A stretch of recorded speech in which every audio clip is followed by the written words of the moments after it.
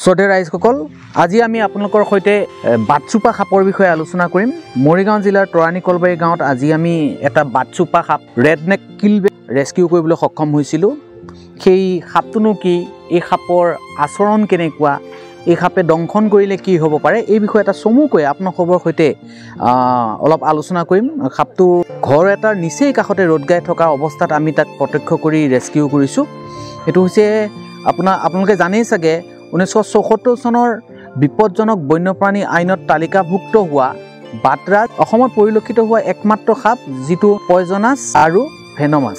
এই সাপে দংশন কৰিলেও মানুহৰ মৃত্যু হ'ব পাৰে বা এই সাপৰ মাংস ভক্ষণ কৰিলেও মানুহৰ মৃত্যু হ'ব পাৰে। ঠাইভেদে এই সাপটোক বাঘৰাজ, বাটচুপা, ৰঙাডিঙিৰ গুম, ৰঙামূৰীয়া ফেটি আদি নানান নামে ইয়াক জনা যায়। এই সাপটো পৃথিৱীৰ Indonesia, Thailand, Vietnam, Cambodia, Myanmar, Bhutan, Bangladesh, Nepal, চীন, মালয়েছিয়া আদি দেশৰ লগতে আমাৰ ভাৰতবৰ্ষৰ ভিতৰত অসমতো যথেষ্ট পৰিমাণে দেখিবলৈ পোৱা যায়। অকল অসমে নহয়, উত্তৰ পূৰ্বাঞ্চল, মেঘালয়, অৰুণাচল প্ৰদেশ, মিজোৰাম, নাগালেণ্ড, ত্ৰিপুৰা, ছিকিম, পশ্চিমবংগ আদি ৰাজ্যবোৰতো দেখিবলৈ পোৱা যায়। এই সাপটো সৰ্বাধিক 27.5 ইঞ্চিৰ পৰা 35.5 ইঞ্চি দীঘল হোৱা পৰিলক্ষিত হয় আৰু ইয়াৰ মাইকী সাপটো মতা সাপতকৈ যথেষ্ট পৰিমাণে ডাঙৰ হোৱা দেখা যায়। এই সাপটো অসমত বিশেষকৈ মৰিগাঁও জিলাত বৰ সাধাৰণতে দেখা পোৱা নাযায়। আজি হঠাতে সাপটো দেখা পালোঁ। আপোনালোকে এই সাপটো দেখিলেই চিনি পাব। ইয়াৰ ডিঙিৰ ঠাইটুকুৰা ৰঙা হৈ থাকে, মূৰটো অলপ মটীয়া সেউজীয়া ধৰণৰ হয়, গাটো প্ৰায় সেউজীয়া মটীয়াৰ দৰে হয় আৰু আপোনাৰ এই সাপটোৰ চকুকেইটা সামান্য পৰিমাণে অন্য সাপতকৈ ডাঙৰ দেখিবলৈ পোৱা যায়। বৰ নিমাখিত প্ৰজাতিৰ সাপ।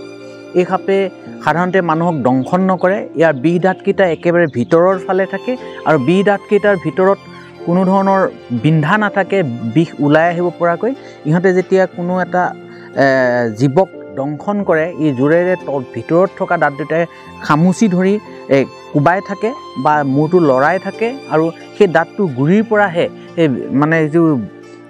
সেই দাঁতটোৰ গুৰিৰ পৰাহে বিষ ওলাই সেই ক্ষতস্থানত আঘাত হয় আৰু তেতিয়াই মানুহক বিষ লাগে বুলি ক'ব পাৰি। আৰু ইয়াৰ মাংস বিশেষকৈ যিখিনি ঠাইতে ইয়াৰ ৰঙা দাগ হৈ থাকে, ইহঁতে ভেকুলী জাতীয় প্ৰাণীবোৰ খায়, মাছ খায় আৰু সেই ৰঙা হৈ থকা ঠাইখিনিয়েই কিন্তু অলপ বিপদজনক। ইয়াৰ মাংস কিবা কাৰণত যদি মানুহে সিজাইও খায়, তথাপিও মানুহৰ মৃত্যু হোৱাৰ সম্ভাৱনা থাকে। এই সাপবিধ যথেষ্ট শান্তিপ্ৰিয়।